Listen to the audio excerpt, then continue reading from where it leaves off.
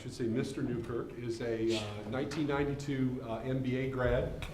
He survived 2 of my courses. We were just reliving some of the highlights of that. He left here and worked sort of the consulting route, KMPG, and Arthur Andersen for about, what, 6 years? No, 3 years. 3 years? And then started your own firm. Started my own firm. And so he's got a combination that's a little bit unique, sort of the technical skills of the MBA, but he's also a certified licensed appraiser. So he's kind of worked those two and developed, I think, a very nice business in the Carolinas and elsewhere. So I'll let him tell you about the rest of the story. All right. Well, thank you all for coming out today. I met with a great group a while ago, and some of this will be repetitive and some of it won't. But I just want to start giving you a little background. The first thing I want to say is I told the group earlier, my contact information is up here, and Dr. Ling and Dr. Archer have it. And I had some very good mentors when I was in this program, specifically this man over here. So anybody that feels free to email me, ask me questions about the industry. I had some great questions earlier in the small student group, and I'd be glad to help anybody as much as I can, because the education that I got on this campus sent me off into the world.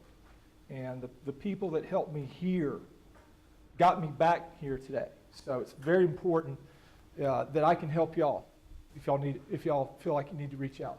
But anyway, here's my resume.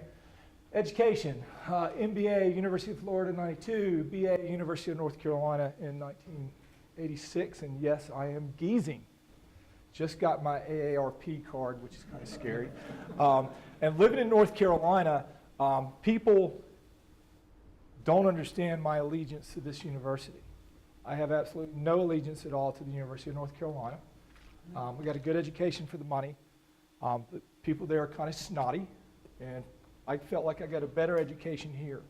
I love the faculty, love the curriculum. So my heart is in Gainesville, even though I'm a North Carolina native. Professional. I'm an MAI. I'm a member of the Appraisal Institute. I'm a certified general appraiser in North Carolina, South Carolina, and Maryland. I'm a real estate broker in North Carolina. And we talked earlier, in the earlier breakout group, I have a certified general appraiser license in the Carolinas and Maryland. That gets me to this level. That allows me to legally appraise anything in those 3 states. But the MAI took me up another level, took me up another step. And that has been an invaluable accreditation to have in my business, especially over the last 5 years. I'm going to talk about some of the projects that I've worked on, but having the MAI put me into another income level, another level of respect, another level of professionalism. I had some difficulties getting it. I don't know if you heard the story, but basically, when I got out of here in 1992, I was supposed to have placed out of almost all of the classes required for the MAI. Called the Appraisal Institute the day I started at Arthur Andersen in 1992 and said, got my degree, placed out all these classes. Don't I just have to take the demo and the comp? And they said, no, Mr. Newkirk, you got to take all 12 classes. July 1992. So I put my head down, and by January of 2000, 8 years later, I had finished all those classes. Called the Appraisal Institute and said, well, I'm ready to take my comp and my demo. And the lady that answered the phone said, Mr. Newkirk, why'd you spend the last 8 years taking classes that you took at the University of Florida? You never heard that? No, I didn't. I was a pissed off redheaded boy. Let me put it that way. I was not happy. But so the Appraisal Institute and I have had quite a interesting relationship. So, but I've got it, and I'm glad I've got it. My employers, and I'm going to start at the bottom here. I'm going to go chronologically. Finished here in 92, 2 years at Arthur Andersen. At the time, it was a Big Six accounting firm. Great work experience. Worked on some tremendous projects. Worked with some very influential people. Great time, great experience. As I was telling the group earlier, My first day at Arthur Anderson, I went to HR. I met my coworkers, gave me a seat. At the end of my first day, my boss said, here's your plane ticket to Charlotte. You're going to help me appraise the Carolina Panthers' brand new stadium. Which for a kid 6 weeks out of this building was pretty damn cool. I mean, those are the types of things that you get to do when you go to work for these big firms. The downside, 80-hour work weeks, one of these every day. I don't know if they still do that. I think the dress code is a little lax. A little bit of politics, but the experience that you get working for them, you'll cram 5 years of work into 3 years at one of those firms, and you will be working on some incredible projects. Then I went to work for KPMG, also in Atlanta. I had a desk in New York, desk in Atlanta, a desk in Miami. Worked in Europe. Helped the Saudi prince buy the Plaza Hotel from Donald Trump. I had an unlimited expense account living in the presidential suite of the Plaza Hotel in New York City, and I was 30 years old and single. I took advantage of that fact. Had a good time. One weekend, and Dr. Ling knows me, one weekend we had a little too much fun in the presidential suite, and the guy that was in charge of the mini bars came in and said, Mr. Newkirk, I know Mr. Trump is paying for all this, but he goes, I'm getting ready to submit a $20,000 bar tab for you. I didn't drink all of it by myself, but that tells you two things: how much fun we had that weekend, but how much booze costs in the Plaza Hotel. That's a two-pronged deal there. But in 1995, I had the opportunity to move back home to Wilmington, North Carolina, which is where I was born and raised, and I went to work for 2 years for a gentleman named Earl Worsley, who was an appraiser. He was in the development business, and we talked a lot about development a while ago. Learned a lot from Mr. Worsley. Taught me a lot about the appraisal business. Learned a lot about how to look at a property, not just from an appraisal standpoint, but how a developer sees it. He taught me a tremendous amount about taking my appraiser hat off and putting my developer hat on. It's very, very important, because too many appraisers live in this little myopic world, and some things that appraisers do, nobody else in the real estate world does. And my job as an appraiser, all that I am is a reporter with a calculator. That's all that I do. I just report the market. I just report what buyers and sellers do. There's a lot of detail involved in that, but that's really all that we do. So Mr. Worsley taught me a lot about that, and then I opened up the Clients Newkirk Real Estate Group in 1998. My stepfather and I opened up the firm. We were open for 6 months, and my stepfather died. And we were using his reputation and my money. And ran out of money, called my mom, said, Mom, I'll take you out to dinner with the last $100 I have, because I'm moving back to Atlanta. I'd gotten my old job back at KPMG, was going to go back, suits and 80-hour work weeks. And my mom took me to dinner, said, well, $5,000 lasts you another month. And at that point, $5,000 would last me a long time, because I was a single guy with no wife and no kids. So I said, hell yeah, give it to me. We'll see what happens. And so the next day, the phone started ringing, and it hadn't stopped. And so here we are. So I started the Clients Newkirk Real Estate Group in 1998. Banking clients, I'm going to get into a lot of this later. Basically, all the banking clients, government clients. When I was in Atlanta, I worked for the Atlanta Committee for the Olympic Games, City of Wilmington, City of Charlotte. We recently did a consulting assignment. We talked about consulting in here earlier. Recently did a consulting assignment where we helped the Myrtle Beach International Airport figure out what to do with 600 to 800 acres of vacant land on the airport campus. That was a great assignment. North Carolina Attorney General, North Carolina Department of Transportation, South Carolina Department of Transportation, Maryland Transportation Association. A lot of government clients. You can see they're pretty broad, spread across the Carolinas. Legal clients. The appraisal business is made up of three components. First component is bank work. Working for banks. Bank calls. Investor buys a shopping center. The bank wants to lend the money. The bank needs to know, if I lend $4 million on the shopping center, is it worth $4 million? That's the first source of income for appraisers. The second source of income, government projects. Different types of government projects. We do a lot of highway condemnation work, building roads, building infrastructure. I'm going to talk a lot about that here in a little bit. That's the second source. The third source would be law firms, legal entities, estates, working for attorneys.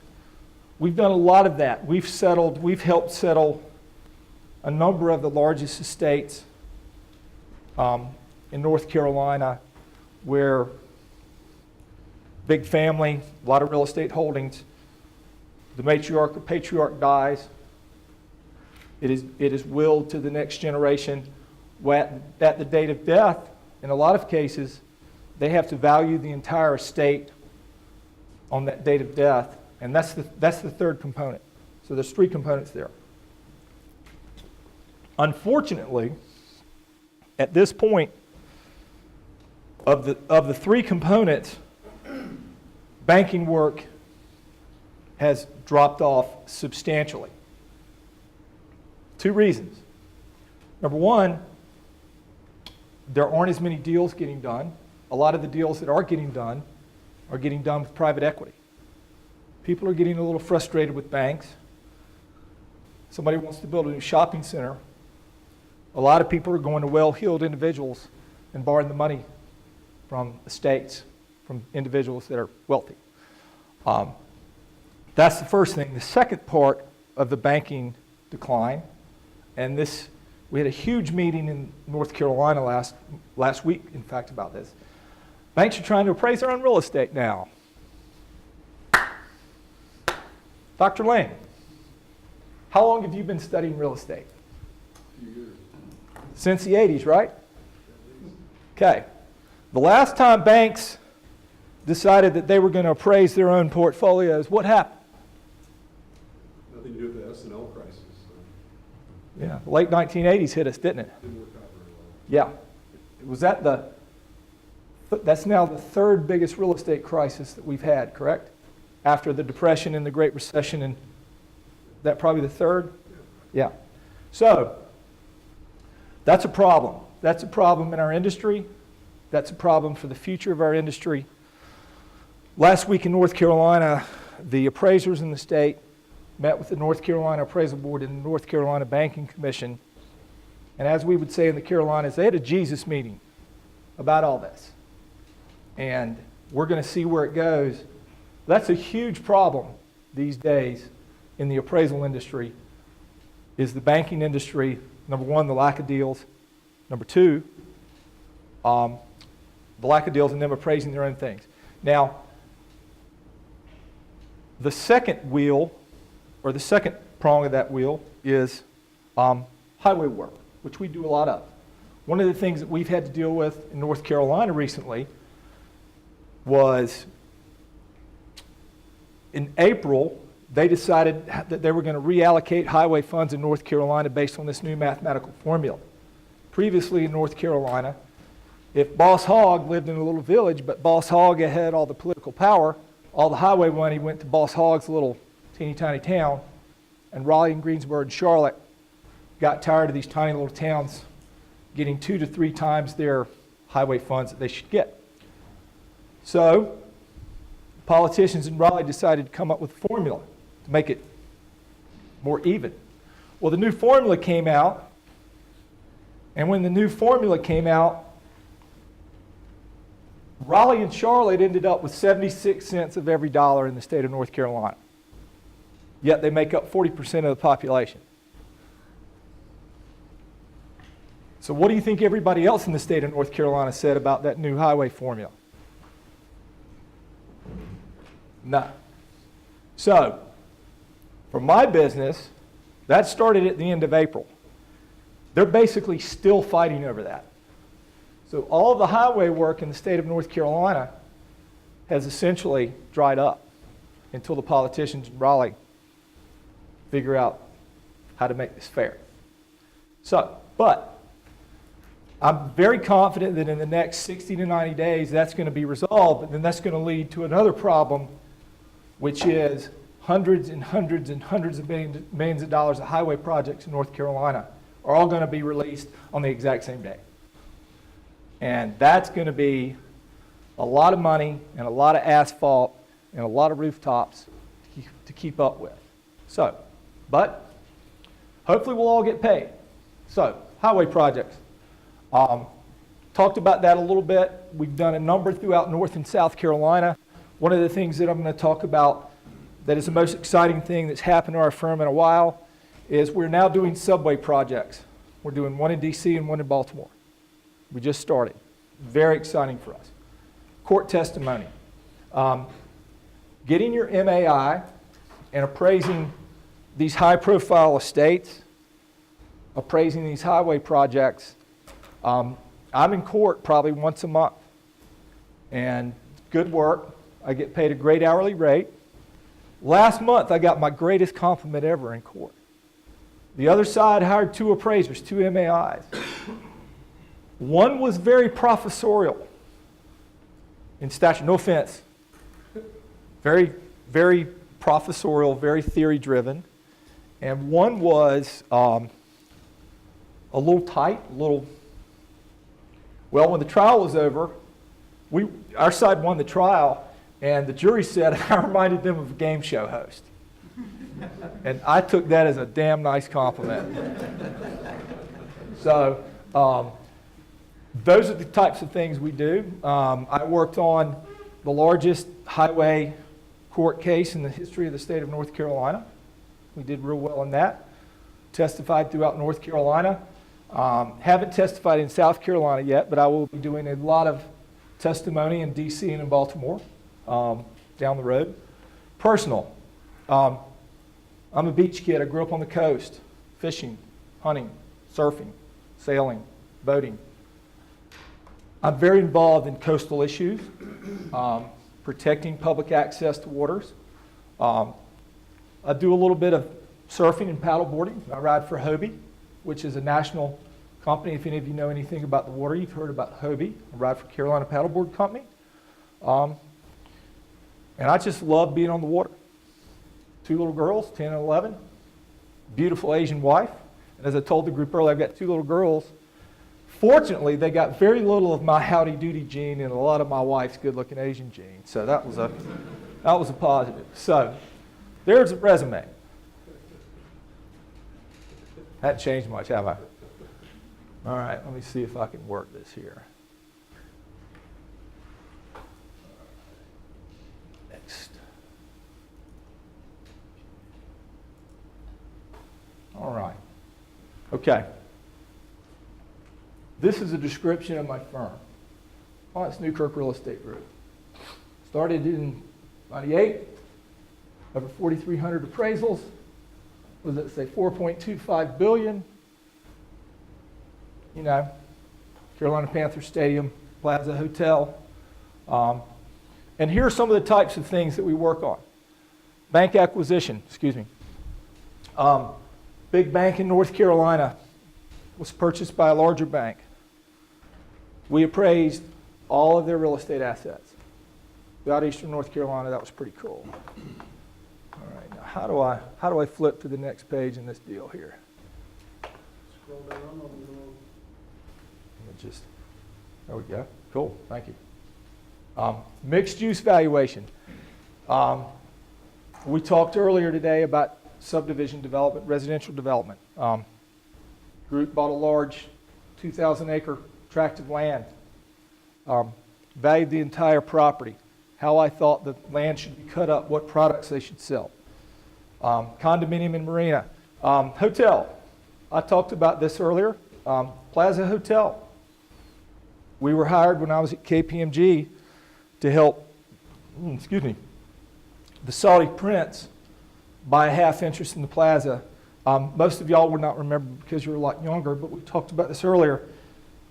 David, you remember when that Saudi prince bought Pebble Beach, Plaza, something in Palm Beach? He was going around buying trophy properties in the United States.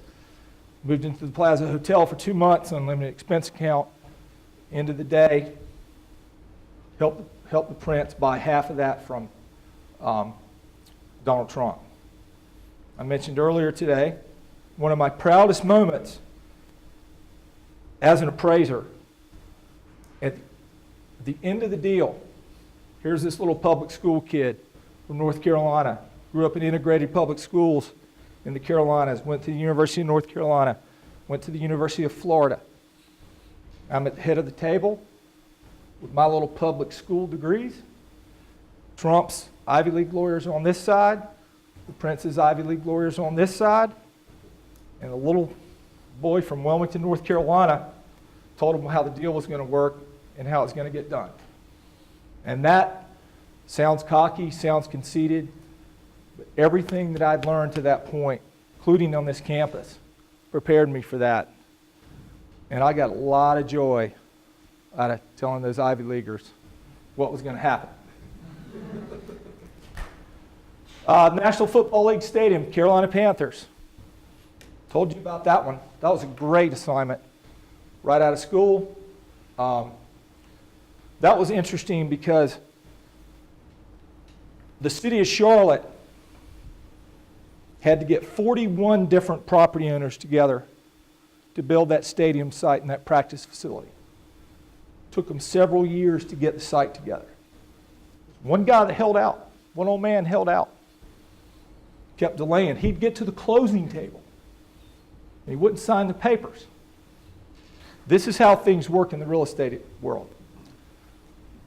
They had been blown off at 2 closings.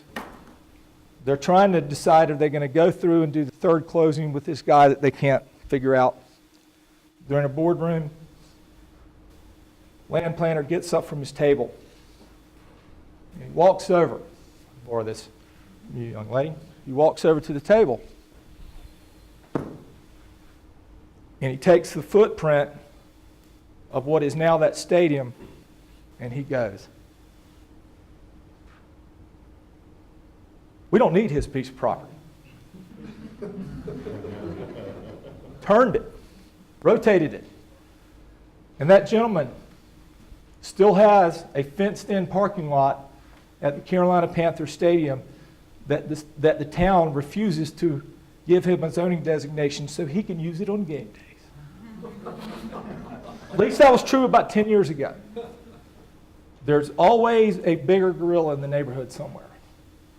And that gentleman, that architect, that land planner got up from the table and twisted that stadium, and that's what we have today. So, true story. All right, what we got next? International Resort, talked about this earlier. Developer from South Florida wanted to build an American-style country club community on the coast of Spain. 5-star hotel, a couple golf courses, apartments, condos, nice residential homes. To make a long story short, he hired us to go over there and analyze the project. I spent 2 months, this is a Plaza Hotel kind of deal. I spent 2 months going from 5-star resort to 5-star resort on the coast of Spain and Portugal and analyzing them. My responsibility was all the real estate. And I said, well, this country club on the Mediterranean coast of Spain got too many apartments. Needs more single family and more condos. They should be priced at X. The next one, well, the golf course is too big. It takes up too much of the residential inventory, which you can sell to generate some cash flow. We did all that for 2 months, got back to America, wrote this big fat report, KPMG, and basically told the gentleman, save your money. Don't do this. It won't work out. That was pretty good work. Drugstore portfolio. Told you I do a lot of estates. One of the biggest retail developers in the Carolinas, he and his wife separated. In 45 days, we appraised 30 retail properties from Richmond to Florence, South Carolina. Sent my staff, sent one staffer to Virginia Beach, one staffer to Richmond, one to Raleigh, one to Wilmington, one to Florence, one to Myrtle Beach, and we cranked it out. It was a good assignment. That was an example of an estate deal where an attorney, remember there's three sources, banks, government, attorneys. That was an example of an attorney calling and providing us with a really great assignment that expanded our footprint. Now, we're getting into what my firm has really gotten into, and that's highway condemnation work. We started in Wilmington, North Carolina, then we went to Jacksonville, then we went to Fayetteville, then we went to Winston-Salem, then we went to Charlotte, now we're in D.C., and now we're in Baltimore. So our footprint over a 5 to 6 year period has done this. We love condemnation work. It's very rewarding. It's very lucrative too. We get paid very well, and we love having this work. And I gave the class earlier some examples. Yes? I'm not sure everybody understands what condemnation is. Okay. Condemnation work is, I'll walk you through this example. The world's largest Army base is Fort Bragg, North Carolina. It's in Fayetteville. The world's largest Marine Corps base is in Jacksonville, North Carolina. There's a little country road that connects those two bases, Highway 24. They wanted to turn that country road into a state highway. 2 lanes each way, divided, safer, and so that the bases could interact with personnel and equipment and so forth. We were given a 15-mile stretch of that highway where for 15 miles, you've got an existing 2-lane stretch of road. For 15 miles, they're going to add another stretch. They're going to build another 15 miles right beside it so that this traffic's going this way and this traffic's going this way. And for 15 miles, we appraised everything on that road. Turkey houses, farms, single-family brick ranches, trailer parks, convenience stores, everything. Because we have the capability and the experience to appraise all those property types. So is that clear enough? We're appraising them for the purpose of, we appraise these properties, tell the state, okay, well, this guy's house is worth $100,000 based on our appraisal. They give that property, it sounds kind of blunt, brutal, but they give the guy a $100,000 check. A year later, they build the road where his house was. So they pay property owners fair compensation for the project. Yes, sir. Eminent domain. Eminent domain, condemnation, same thing. Same thing. And, if you live in an area with growth, that's something that you're going to have to deal with. And some people, unfortunately, people tend to get displaced. And every government entity that I have ever worked for does their best to compensate these homeowners, to relocate them in a comfortable setting. Some people hit the lottery. There was a guy that was on a country road in the middle of nowhere, and all of a sudden the state decided to build a new bridge to this 20-mile long island in North Carolina. Well, the new bridge terminated at his site at the end of a country road. So he went from being on a country road with, several miles of frontage around him to being on a lighted corner on an island that has 700,000-800,000 people a summer going by his place now. That guy hit the lottery because he went from not much to having a really nice piece of property. So it works both ways, but that is what our firm is building its growth on today, is building highway projects. It's very rewarding for us. You know, when you do a bank appraisal, it's good work, and we're happy to have it, and it's challenging, and you learn a lot. But it's very rewarding for me to go back to, say, Jacksonville, North Carolina, and see this brand new highway that provides troops that are out there defending all of us, provides them a safe ingress and egress at all hours of the day to their base. That means a lot to me. So that to me is very rewarding work. And as you can see, we've done bypasses in Wilmington, bypasses in Jacksonville. Is that clear, though? Did I cover that for everybody? Is that clearly explained how that works? MLK bypass project in Wilmington.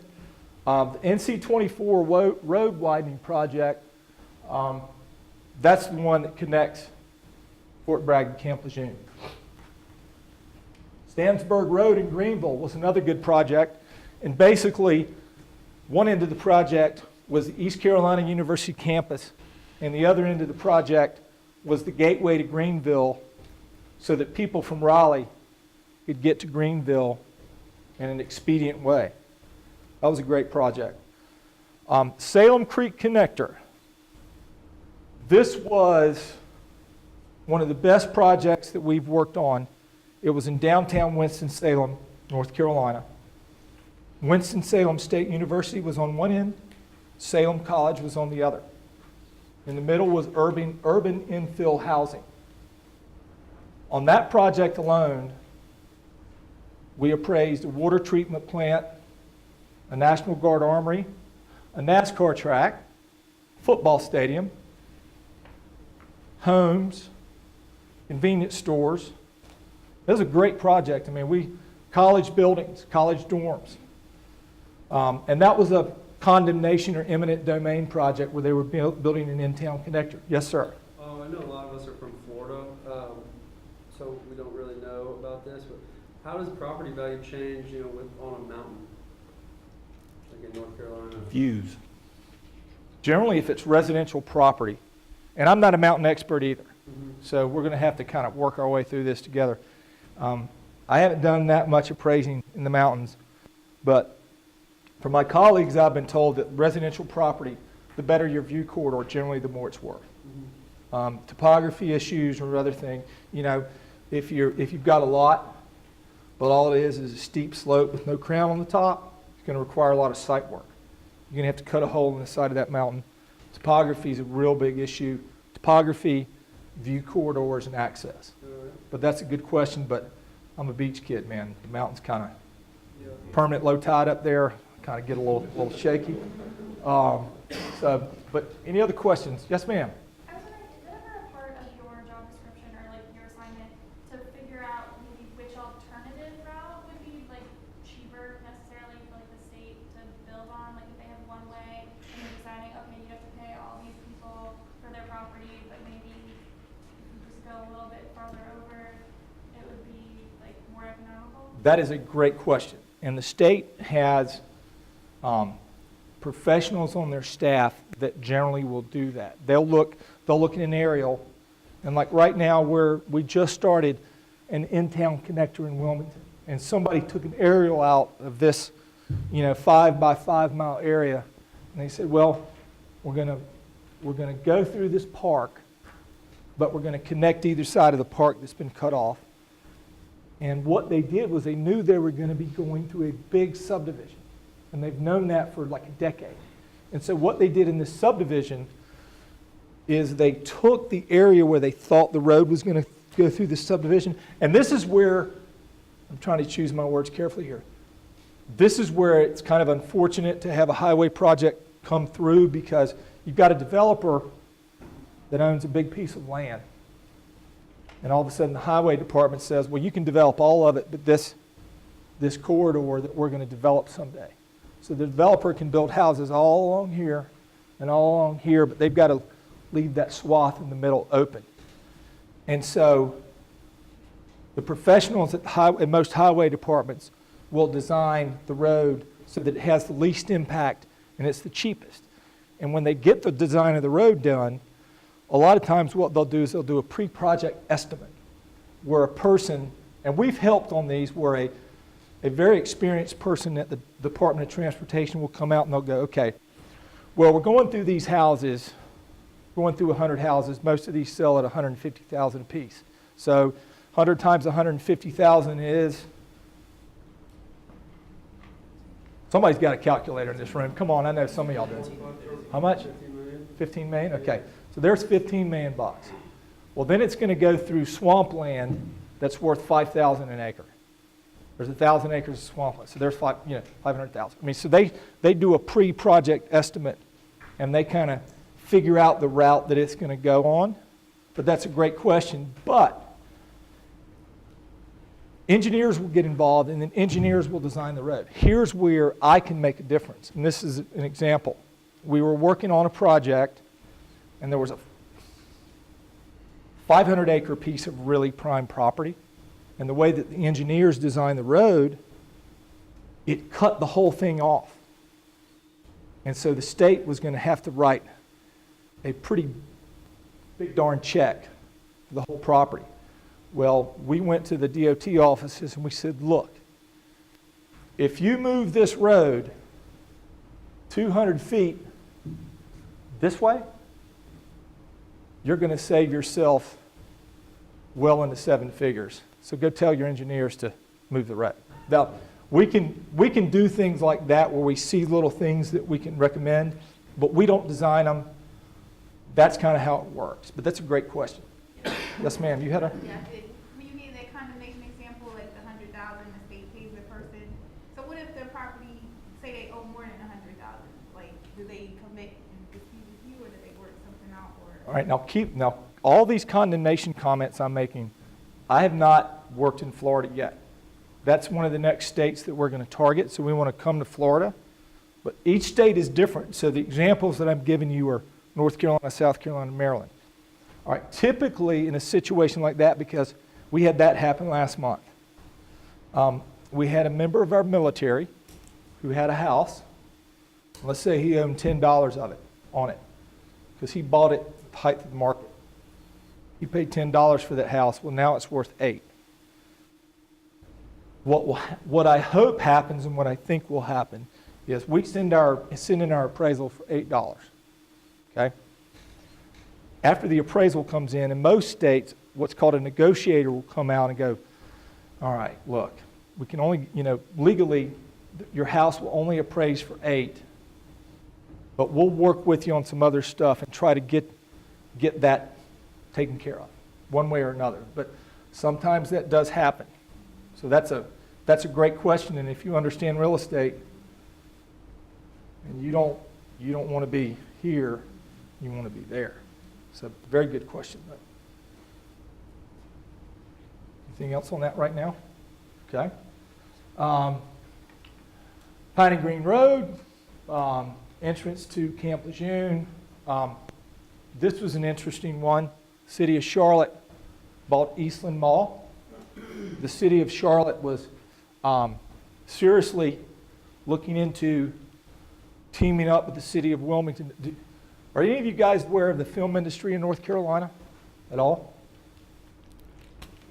Movies? Yes. Okay.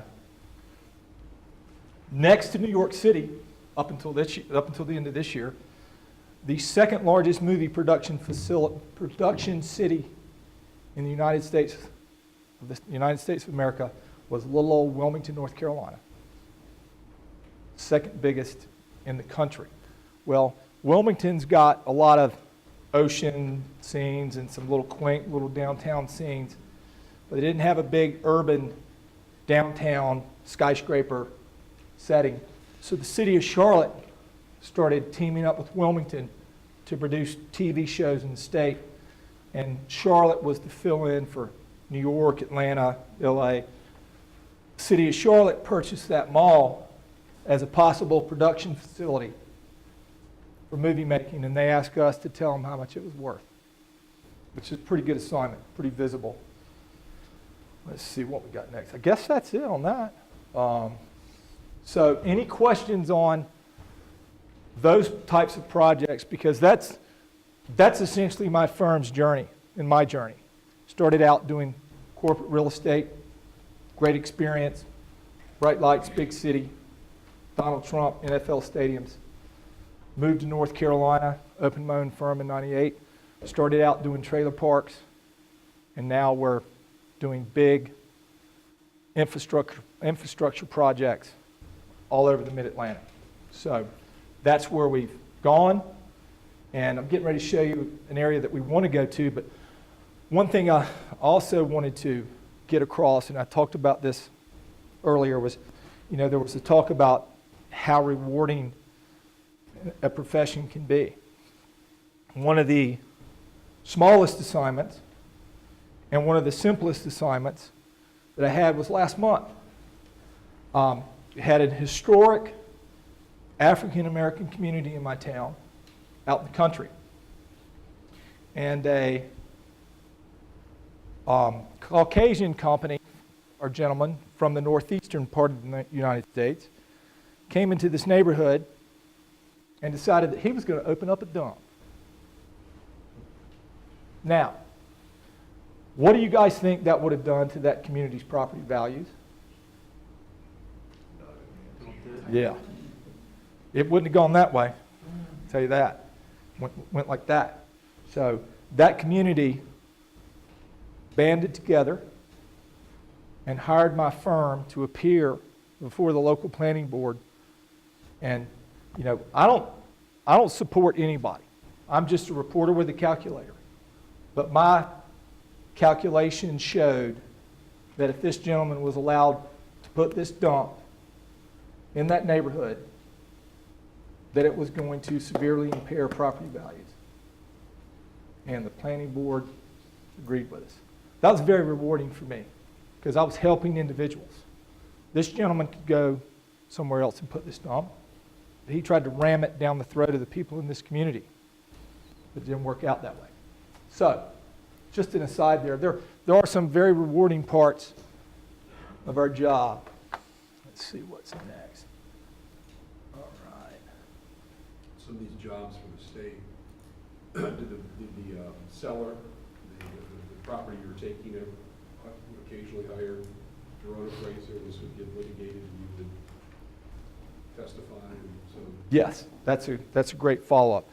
What will happen in these projects, especially when they go through an urban area where property values are high? The road plan will go through, and I work for everybody. I work for the state, I work for private property owners, I work for whoever calls first, basically. Well, if I do an appraisal, it's sent to the state, and let's say, well, this is public knowledge now, so I used one 2 months ago. Winston-Salem, the project that I showed you earlier, we were asked to appraise a piece of property in an industrial park. And this is all public record now, so I will talk about it as openly as I can. You got a project in an industrial park with an industrial building on this side, industrial building on this side, industrial building across the street.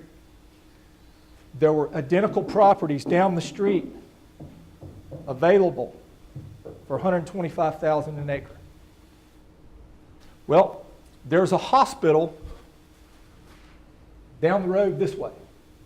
Well, the property owner hired 2 local appraisers that said that the highest and best use of this property. Now remember, there's an industrial building here, industrial building here, industrial building here. You know where I'm going with this. The appraisers hired by the property owner said that they should build a Class A medical office building in the middle of an office park, in the middle of an industrial park. And they said that the land was worth $250,000 an acre when you could go down the street and buy stuff for $125 an acre. Now, young lady, if it was your money, and that's what I tell the people that work for me, I said, take your appraiser hat off, get your checkbook out and lay it on the table, and imagine that it's your money. You're looking to build an industrial facility. And you go to this industrial park, and there's buildings all over the place, and there's a piece here for $125 an acre, and a piece here for $125 an acre. You can buy them tomorrow. Are you going to pay $250,000 an acre for this piece because an appraiser told you to? You're not, are you? You're going to pay what the market tells you it's worth. And so that was an example of, I drove to Winston-Salem, and I always get especially when we work out of town, oh, he's some surfer boy from the beach. He's never lived in Winston-Salem. He doesn't know what he's doing. I've been here, blah, blah, blah, blah, blah. Grew up here. He's a hired gun. You know, he's the state's monkey boy, blah, blah, blah, you know, the whole thing. Well, the attorney for the other side started badgering me about how much I'd been paid over the years for the Department of Transportation. And he brought up, he said, Mr. Newkirk, you have done over 1,600 appraisals for the North Carolina Department of Transportation. I said, yes, sir, that's right. And he said, that's a lot of work. That seems to me like you would be a little biased towards them. I said, well, I don't have my calculator with me, but I said, can't remember what his name was, I said, Mr. Ling, you're correct. I've done 1,600 appraisals for the state of North Carolina. And you know what? This is only the 12th one I've had to defend in court. So, let me get my calculator out. And the jury, this goes back, this is when I was called a game show host, by the way. And I got my calculator out. I want one of you guys to do this. Take 12 and divide it by 1,600. Tell me what that number is. And I'm up there and on the stand and doing. How much? That's $7. 7% of 1%. So Put negative in front of that and then add it to 1. It's 99.7. I said, and I told the attorney, I looked at the jury, I said, so let me get this straight. So 99.73% of the appraisals that I've ever done have been accepted by the homeowners. I think that's pretty, I said, I think that's pretty damn good average. So, you know, that kind of didn't work out real well for him, but that is what I do when I testify. And I've got my butt kicked too. The first time I went on the stand, I was the local guy, and they brought in an appraiser from Raleigh and an appraiser from Richmond, and I spent the first 15 minutes telling that jury, I'm so smart. I live right down the road. Carolina Panthers, Plaza Hotel, MBA in real estate from that. Damn, I took from Dr. Ling. I'm the smartest guy that's ever lived in Wilmington, North Carolina when it comes to real estate. These Yankee carpetbaggers are coming down there. They don't know anything about nothing. And boy, that bit me in the booty bad. I got up there and bragged about how smart I was. And that attorney, the whole rest of the trial was like, well, Mr. Newkirk, I thought you were the local guy, but you didn't know about this. Well, Mr. Newkirk, I thought you were the local guy. Did you know that Billy Bob down the street had this? And so I learned my lesson that day. Badly. So, how are we doing on time? Okay. Now, any more questions? I have a quick question. Yes, sir.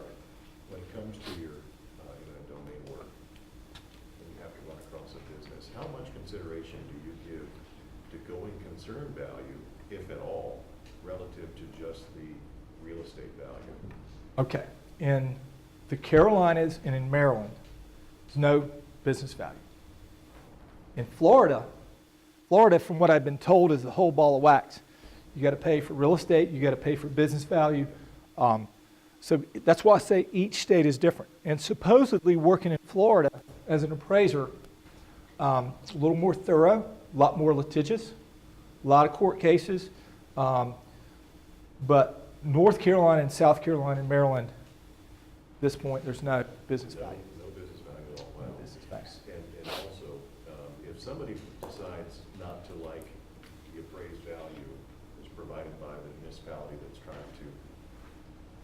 enforce eminent domain through condemnation, and they want to fight that, does the municipality have to pay for that property owner's attorney? Okay, outside of Florida, the way that it works generally is, if I came in, and let's say I appraise a convenience store and I appraise it for $1 million. The property owner said it's worth $2 million, and of that $2 million, $1.5 million in real estate and $500,000 in business value. They get, what most people do is they will go and hire an attorney. And there's some really good attorneys that I go up against in court, and sometimes I do well, and sometimes I get slapped around pretty good. But what will happen is attorneys, when a project goes through, and I'm working for some attorneys now, I work on, my number is what it is, whether it's for you or for my mama. I'm going to give you all the same number. But a property owner, when a project comes through, in the Carolinas, what a lot of law firms will do is they will send out information to all the people that are affected by the project, and they will say, I've rented a room at the Holiday Inn on November 20th. Seriously. Come on November 20th, and if you want representation, I'll represent you. They have a big thing like this. I'm the best lawyer to do this. And if the state, what a lot of them do, is they will say, if the state says it's worth $1 million, and I end up getting you $1.5 million, a lot of times they'll get a percentage of that difference. Some of them say, hey, I'm $400 an hour, and it could cost you $5,000, it could cost you $500,000.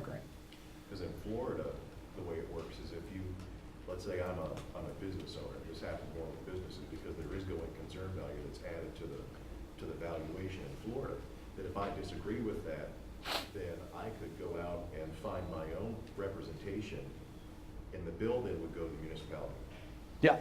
Yeah, I have heard that Florida is much more encompassing in that way, that they include, Not so in North Carolina. but not so in the Carolinas and Maryland. Laws are different in every state. Yeah, it depends on the state, but that's a good question. So, anything else before we move on? All right, this is what we're into now. This is the Baltimore Red Line, brand new subway project in Baltimore. The shaded, the hatch parts, those are actually tunnels under the ground. Solid part is above ground. So when you're looking at this graph, when it's above ground like this, that's what the surface station is going to look like. You can see you got 2 trains running in each direction. It's going to start out here.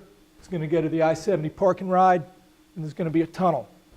And it's going to come back above ground at Edmondson Village, and then this is when it hits the, who in here is familiar with Baltimore?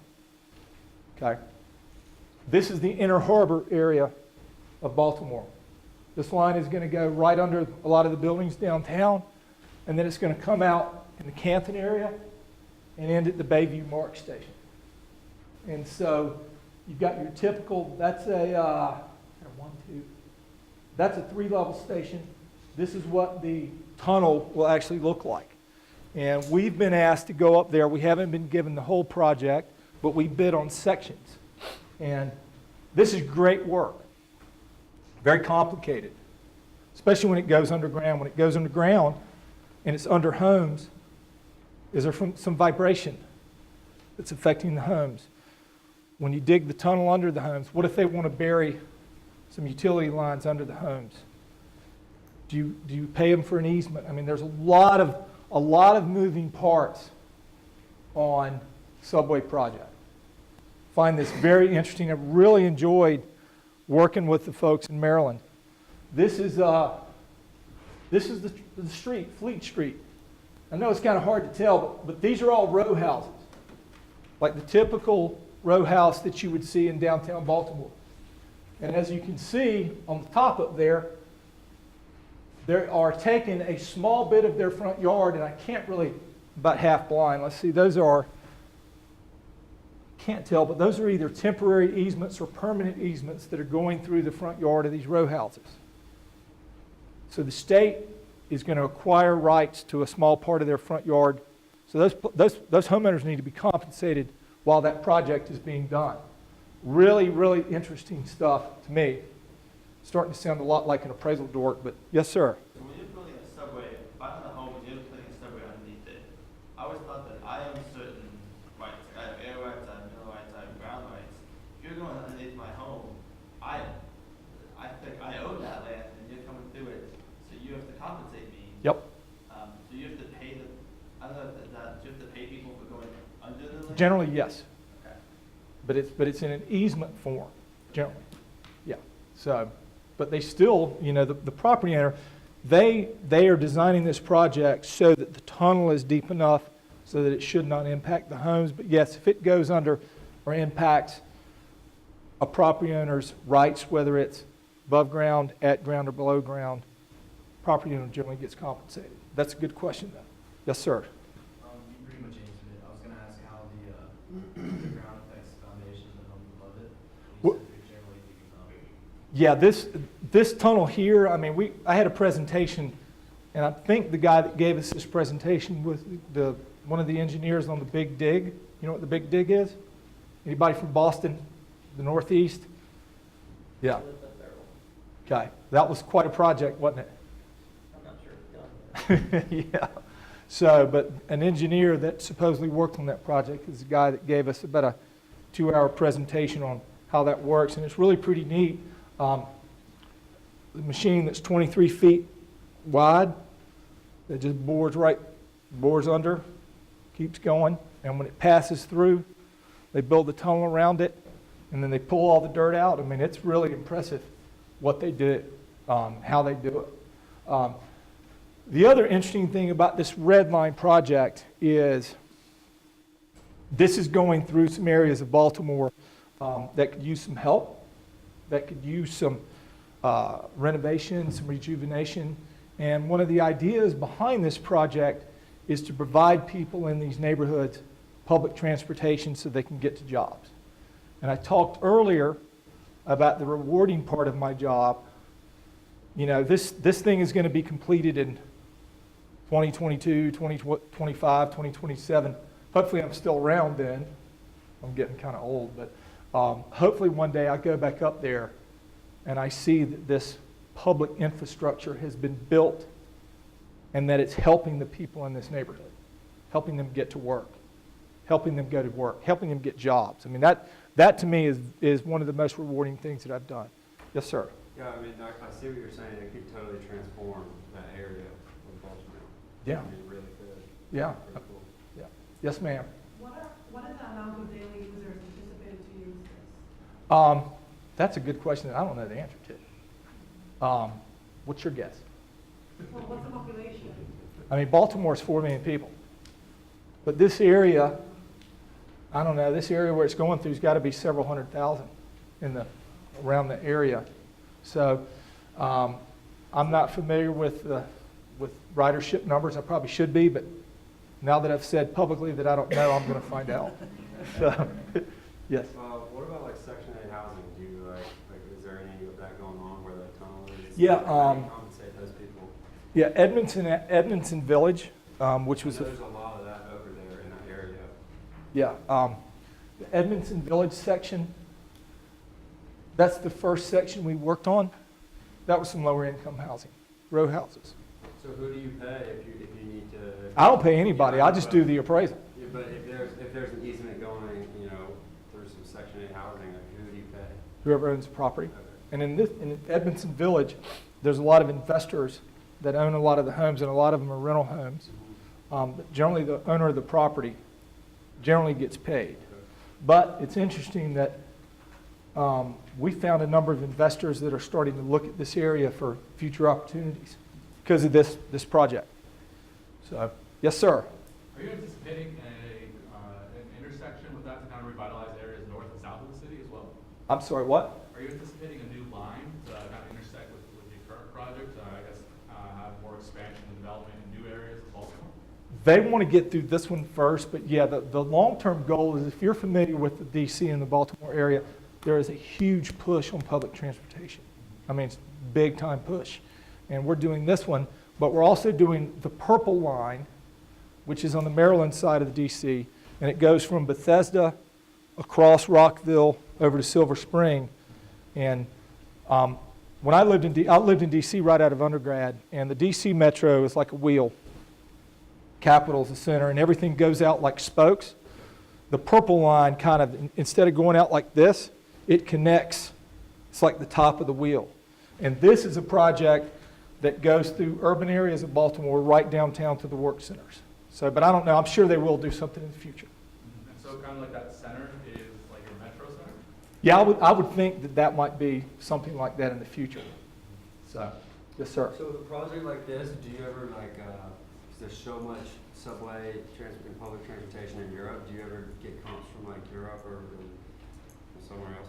No, because in this, all that I'm doing is, in Silver Spring, for example, I'm working on a part of Metro project right now where they're going to have the above ground station. Wayne Avenue in Silver Spring, they're going to bring those trains right down the middle of the road. But they're taking a little bit of the yards on either side. So I don't care what stuff is worth in Europe. What I care about is how much these people that live on the project, how much their land is worth and how much they fairly should be compensated. But that's a good question then. Anything else? Yes, ma'am. So with this public transportation system, does it increase property values because you'll have better access to public transportation? Give me a few years and I will give you that answer. But I will tell you this, it affects development patterns. I know that in the Maryland suburbs, the further out you go, people try to be located in close proximity to these stations. And for those of you that are familiar with DC, traffic ain't getting any better up there. So, but that's a good question too. All right, let me move on. And these are just more slides of projects and how they affect. Here's an aerial view going down the street. All right, now, this last one. Okay. All right. Now let's shift gears, okay? This is the purple line that I talked about, and this is in the DC suburbs of Maryland in a more affluent area. This is a shopping center. You got a giant food store right here, a bank on the end, and a retail building in the retail tenant in the middle. God, I wish I had a pointer, but I don't. All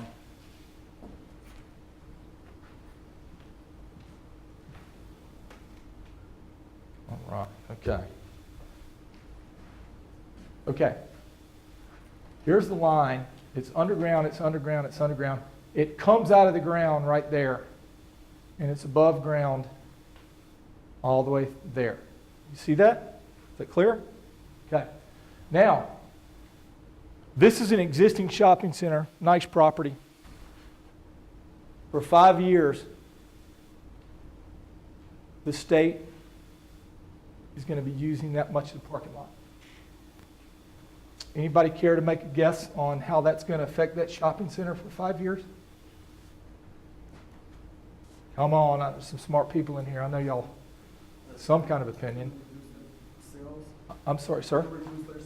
It could, because their parking, it looks like their parking is going to be impacted. There, and then down here. So, Will it affect their existing egress at all? Don't know that yet. I'm going to Baltimore a week from Monday to meet with the engineers, like we talked about earlier, to discuss this whole project. And I don't want to talk about too much conjecture here, but this is the great thing about my business. This month, I'm working on row houses with a train going past or going under. Next month, I'm working on a shopping center. It's going to affect the parking. So, I think that's, not like once again, not to sound like an appraisal dork, but I think that's pretty interesting stuff for me to 1 month be working on row houses and the next month to be working on a shopping center with a national grocery store tenant and analyzing the effects of somebody impacting their parking lot like that. So, any questions on that? All right, I think that. And this is just a schematic of the same project. And there's another alternative for it. But, like I said, that's what we do. We hope to continue to grow, and we want to come to Florida, but we realize each state has significantly different requirements, different laws. Florida may be a little more comprehensive in their approach as compared to the Carolinas, but regardless of the state you're working in, you got to follow their laws. So, what else is there before I wrap this up? Yes. You said that the state jobs are a little bit more lucrative? Well, when you get 15 miles in a row, it is. Mm-hmm. Yeah. When you've got a 15-mile stretch of highway with a lot of similar uses, similar highest and best use. Yeah. But I've got some really good people that work for me, and there's some really good people that work at these state agencies. I think some of these state agencies, the people that work for the departments of transportation, their job is more difficult when they fight with property owners. That's not their goal. I mean, the more confrontation there is in these projects, the longer they take and the more money they cost. It's in no one's best interest to lowball property owners. It's not. It's like I said, what was that number I threw at y'all, 99.7 something %? If I lowballed all of my appraisals, do you know how often I'd be in court? Wouldn't be able to sleep. I mean, that's, 1,600 contested appraisals is a lot of jury time. That's a lot of I do, I will, I will tell the truth. I'm not interested in that. So, if there's nothing else, you guys in the earlier, yes ma'am. Questions. One, how do you see technology impacting your industry now and going forward? We're living in the internet world of things. That's one part. And then the second part, I do a lot of career counseling with students, and I tell them, there's only one secret to success, only one, and you are obviously a role model for that. I'm a game show host, don't forget. That's really part of it too. It's making people like you and feel important in your presence. So you can have all the expertise in the world and all the knowledge, but without those connections and without that ability to connect with other people, it doesn't matter much. So would you speak to first technology and second to the ability to connect? All right, well, the first thing is, don't you laugh. When it You gotta comes, be helping you, so that tells you. yeah, me and technology are not real tight. I am probably the most technologically challenged white man in this building. But technology, you like that, huh? Technology has really changed my business. When I got out of school here, for example, one of the other first assignments that I did was I had to appraise 5 or 6 bank branches in Pensacola, Florida. When the Bank of America bought the bank that used to have the green signs down here, is it Barnett? Okay. When Bank of America bought Barnett Bank, Bank of America bought Barnett, I had to do all the Barnett Bank branches in Pensacola. I had to go to Pensacola cold and get all the data that I needed. This is how it used to work.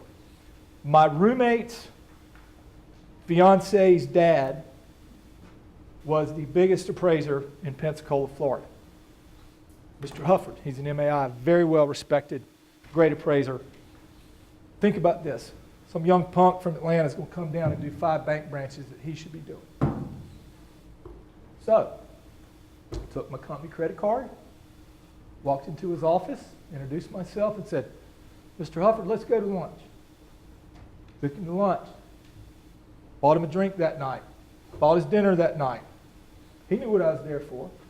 But I didn't come storming into his office and go, give me all this data. I'm here, I'm from Atlanta, I'm a big city, fancy kid. You're just from Pensacola.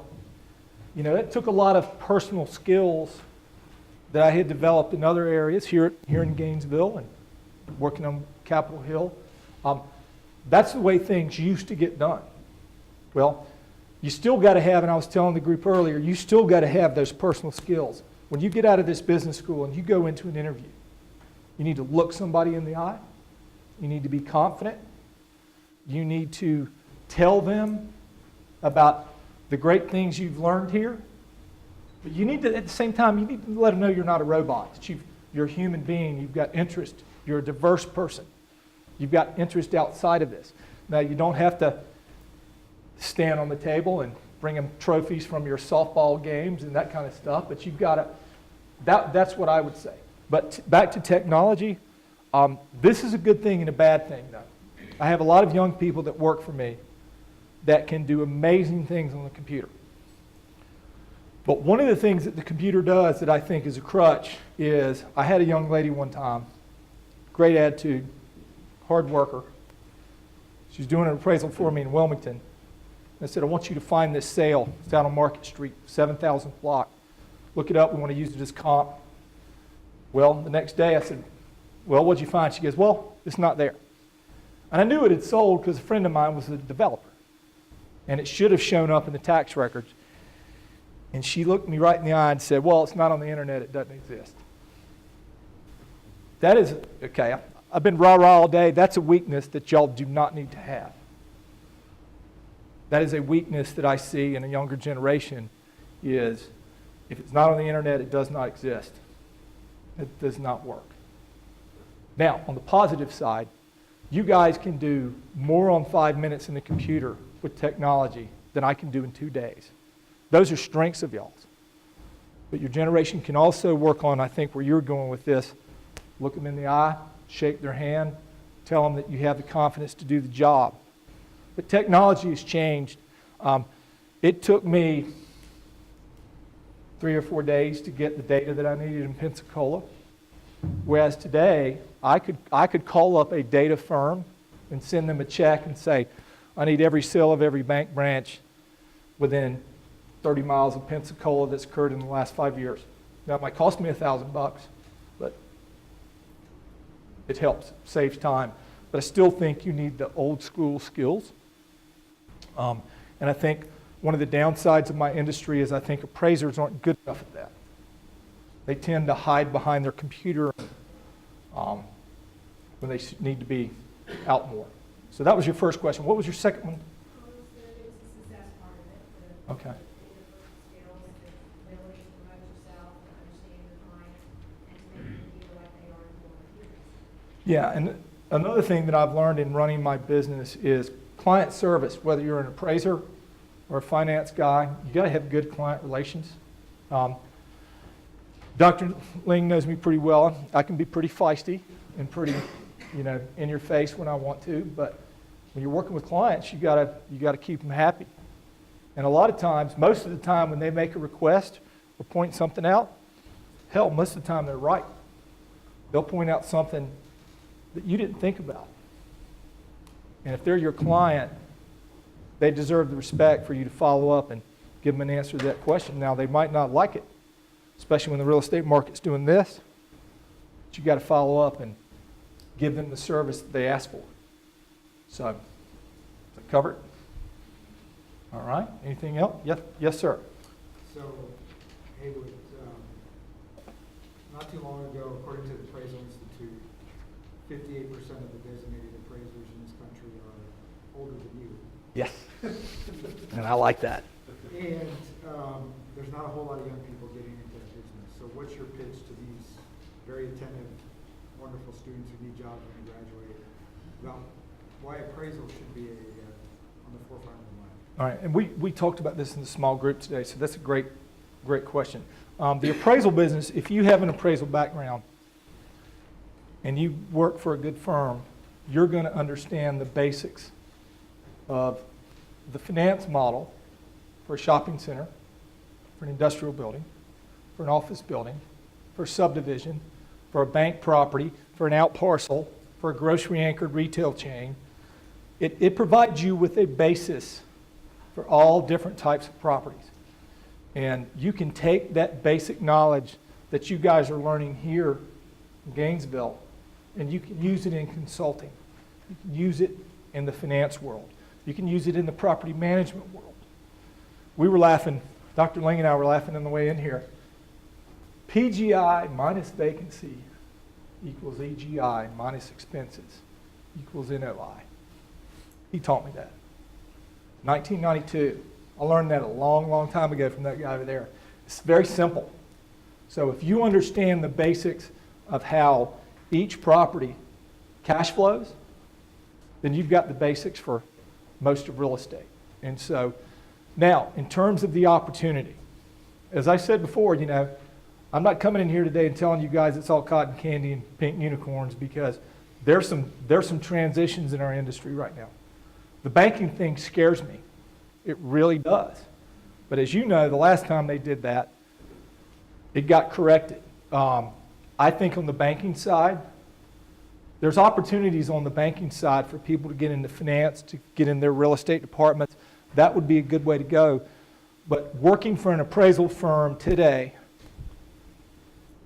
I wouldn't put all my eggs in the banking side of the business.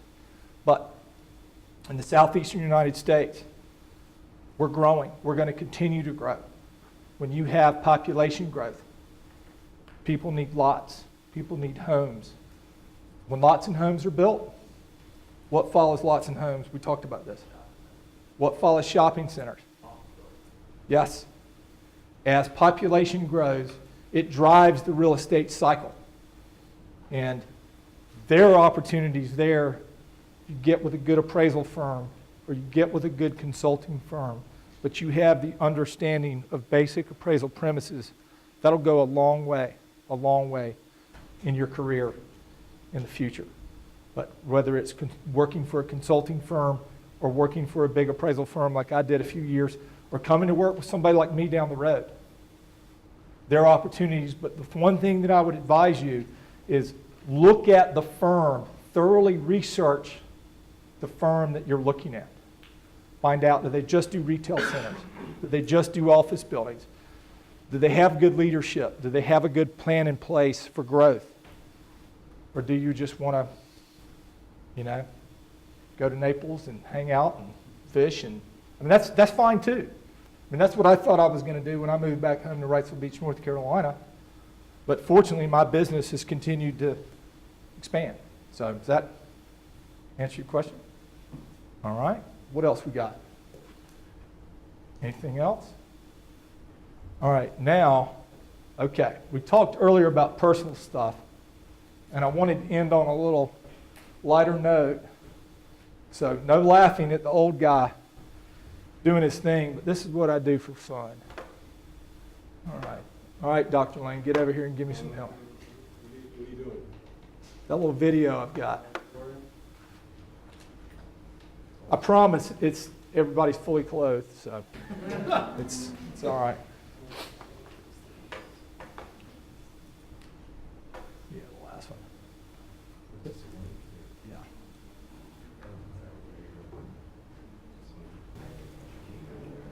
Early morning surf check. Yeah, here we go. Hurricane Bertha.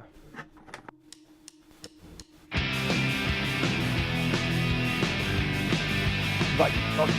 This is Hobie Team Rider, Haywood, Newkirk. I've got my 811 raw. I'm gonna go try to find a little swell. And the best way to get that swell is to chase it down by boat.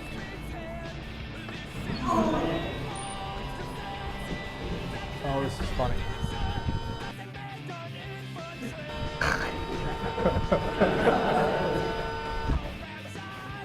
If you can't laugh at yourself, I mean, come on.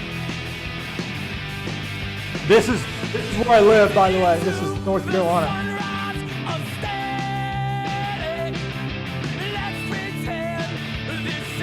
Yeah. Yeah. Nice little boat. Yeah.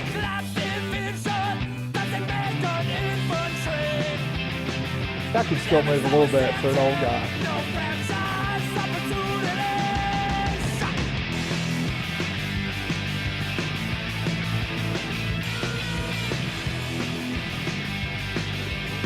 Yeah, one of those little GoPros up in front.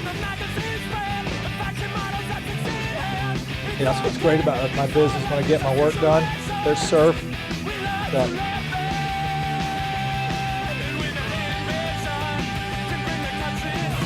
probably going, what the hell is this guy doing?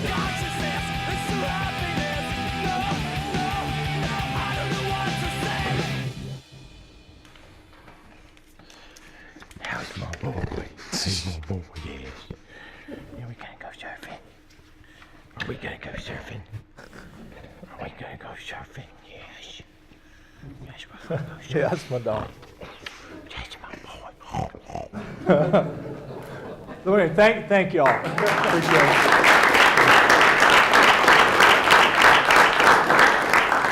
And I want, the last thing I want to say is, you guys really do have a wonderful opportunity at this university in this program. I talked about this a little bit at the beginning, but this program, when I got out of here, it set me off on a path. It sent me to big projects with big firms. All of that experience led to, starting my own firm. But everything I do, and I told Dr. Ling this today, every single day, I use the real estate skills that I picked up right here. And every single day, I use the business skills that I got in the MBA program in running my business, dealing with employees, dealing with management, dealing with clients. So you guys are in a very special program, and you got a wonderful opportunity. And as I said to the group earlier, when you get that first job, keep your head down, keep your ears open.